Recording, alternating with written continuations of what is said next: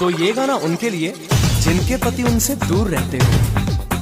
हरे कबले फोने पबती अइबा ए राजा धके जहजिया सहरिया से आ जाए। अब पूर्वी बयरियो करे छेड़खानी बहे अखियन से पानी रोजे याद करतानी बढ़ता परेशानी आ जाए राजा जानी।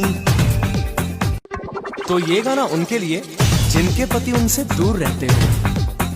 हरे कबले फोने पबती अइबा ए राजा धके जहजिया सहरिया से आ जाए। अब पूर्वी बयरियो करे छेड़खानी बहे अखियन से पानी रोजे याद करतानी बढ़ता